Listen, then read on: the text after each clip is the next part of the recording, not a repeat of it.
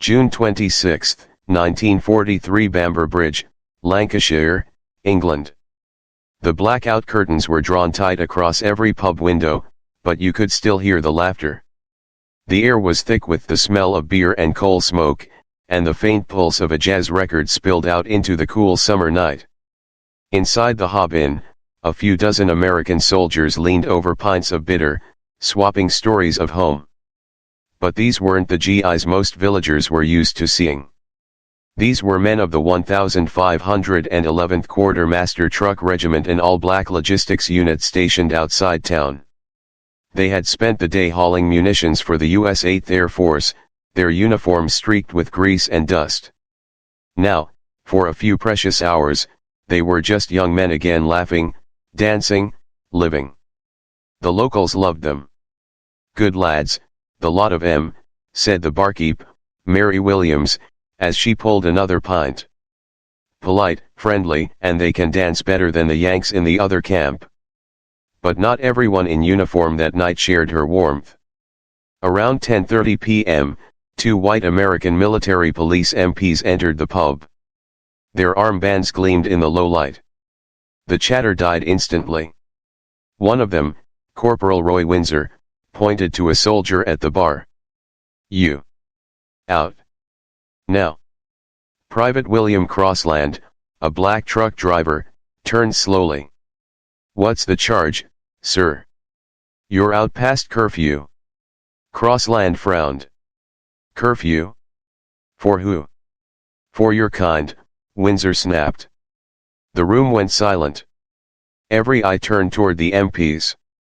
A British woman near the jukebox muttered, "Don't you talk to him like that." The second MP, his hand resting on his pistol, said coldly, "Ma'am, this is U.S. Army business." But the locals didn't move. Men stood from their tables. Someone shouted, "He's done nowt wrong. Leave him be." The MPs stiffened. One of them reached for Crossland's arm. He pulled back. A scuffle broke out, chairs knocked over, glasses shattered. The MPs drew their sidearms, shouting for order. And then a single gunshot. No one knows who fired first. Chaos erupted. Civilians ducked behind tables as soldiers poured out of the pub, shouting for reinforcements. The MPs ran to their jeep and radioed for backup. Within minutes, more patrols were racing toward Bamber Bridge, headlights off, guns loaded. Word spread through the nearby base, "They're beating our boys in town." By midnight, dozens of black soldiers were on the road, furious and frightened, some armed with rifles taken from the armory. The MPs met them at the edge of town, blocking the street. And in the quiet streets of wartime Britain, between Americans fighting the same war, the unthinkable happened. Gunfire. Tracer rounds streaked through the night, ricocheting off cobblestones. Windows shattered. Villagers screamed from their doorways. The Battle of Bamber Bridge had begun. The cobblestone street glowed under the flash of gunfire. Bullets tore through shop fronts and brick walls as chaos engulfed Bamber Bridge. Smoke from the MPs' jeeps mixed with the fog, turning the air thick and acrid. Corporal Roy Windsor ducked behind his vehicle, shouting into his radio, "We've got armed mutiny, repeat, armed mutiny in progress." But on the other side of the road, the black soldiers weren't rebelling, they were fighting to survive. Private Crossland, his sleeve torn from a graze, crouched beside an overturned cart. "They're shooting at us. At our own men." Beside him, Sergeant William Byrd, one of the unit's senior NCOs, tried to regain control. "Hold your fire. For God's sake, we're all on the same side." But the MPs didn't stop. One patrol opened fire again, their tracers slicing through the darkness. A bullet struck a brick chimney inches above a young soldier's head, showering him with dust. That's when it snapped. The black troops returned fire.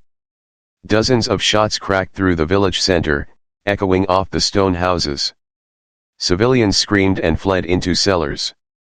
Some British men, armed with broom handles and empty bottles, ran into the street shouting at both sides to stop. "Pack it in, you bloody fools," yelled one shopkeeper, waving his arms. "There's Nazis in France, and you're shooting each other here." But it was too late. For nearly 2 hours, Bamber Bridge became a war zone. Soldiers scattered through back lanes and alleys, firing sporadically at the MPs who pushed forward in armored jeeps. Flares lit the night sky. At 2 a.m., a young private named William McRae was hit in the chest near the bridge that gave the town its name. He fell where he stood, the only fatality that night. By dawn, the shooting had stopped. The MPs had pulled back, the soldiers had vanished into the fields. The village lay silent, but scarred bullet holes in the windows, broken glass glittering in the morning light. When the sun rose, the people of Bamber Bridge stepped out of their homes, and what they saw stunned them. American soldiers, cold, bleeding, exhausted, huddled in the hedgerows, waiting for orders. None had deserted the army. They had just refused to surrender to injustice. And the townspeople refused to hand them over. When U.S. commanders arrived that morning, British police and civilians alike closed ranks. The local constable said flatly, "You'll get no cooperation from us, sir." Those lads were provoked. A pub owner, her apron still singed from the chaos, faced down an MP captain. "You Americans might think you can bring your Jim Crow here," she said, "but you won't find it welcome in Lancashire." The confrontation sent shockwaves through Allied command. Officially, the U.S. Army tried to call it a disciplinary incident. Unofficially, it was mutiny and an embarrassment they wanted buried. Patrols were ordered to disarm every black soldier in the regiment. Over 30 men were arrested. Court-martials followed in secret, away from the press. But the people of Bamber Bridge didn't forget. They brought food to the imprisoned soldiers. They wrote letters on their behalf. When the sentences were handed down, years of hard labor for some, the locals protested to Parliament. And one British newspaper finally broke the silence. "It is not the soldiers who are to blame," it read. "It is the disease of segregation that has no place in a war for freedom." That single line spread through Allied Europe like a quiet act of rebellion. Summer 1943. The fields around Bamber Bridge were green again, but the tension still lingered like smoke that refused to clear. The Americans rebuilt their camp on the edge of town, repairing bullet holes and burned out trucks, but they couldn't repair the damage done to their reputation. The villagers, factory workers, farmers, widows, children went about their days, but every time they passed an American jeep, their eyes stayed cold. They'd seen too much that night. And they hadn't forgotten who had fired first. When new MP patrols arrived to restore order, they were met not with fear, but quiet defiance. The British constable, Sergeant George Thompson, stopped them on the main street one afternoon. "Evening, lads," he said, standing squarely in their path. "You'll keep your weapons down in our town." The MPs hesitated. "Orders are orders." Thompson's hand rested calmly on his baton. And so's mine. You'll have no trouble here, provided you don't start any." Behind him, shopkeepers stood in their doorways. Factory women leaned on their bicycles. Every face said the same thing, "Not again." For the black soldiers who remained stationed nearby, that defiance meant everything. In a war where they were treated as second-class citizens by their own army, the people of Bamber Bridge offered something they hadn't felt in months: dignity. One of them, Private Leon Carter, would later write in a letter home, "These folks treat us like men. Not like colored soldiers. Just men." When the MPs came back, they stood up for us. I'll never forget that. The relationship between the townspeople and the soldiers only deepened. Locals invited them to Sunday dinners, to dances, to church. When the segregated movie nights resumed at the camp, the villagers quietly boycotted, choosing instead to screen the films at the town hall, where everyone sat together. Even the British clergy joined in.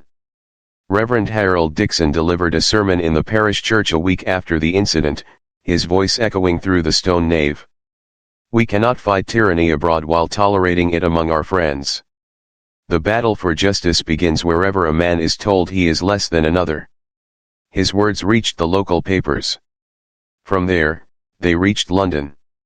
And soon, the War Office was forced to take notice. Behind the scenes, British officials pressed the US command quietly. Segregation was not law in the United Kingdom. The American army could maintain its own discipline, but it could not impose racial codes on British soil. It was the first and only time during the war that the British government formally challenged US segregation policy. When the verdicts from the Bamber Bridge court-martials came down, the sentences were harsh but short-lived. By 1944, most of the soldiers had been released, their records quietly amended. The US command wanted the scandal buried. But history has a way of remembering what men try to forget. By the time the war ended, many of the black troops who had served in Britain returned home to a nation still shackled by segregation. Yet they carried something new with them, a memory of a small English town that had refused to bow. In the pubs of Lancashire, when the jazz came back and the pints flowed again, locals still told the story of how one night, ordinary people stood shoulder to shoulder with men who had come from a world divided and reminded them what freedom was supposed to mean. They called it the Battle of Bamber Bridge. But for those who lived it, it wasn't a battle. It was a promise that courage isn't always fought with guns, and sometimes, the bravest thing you can do in a war is say no.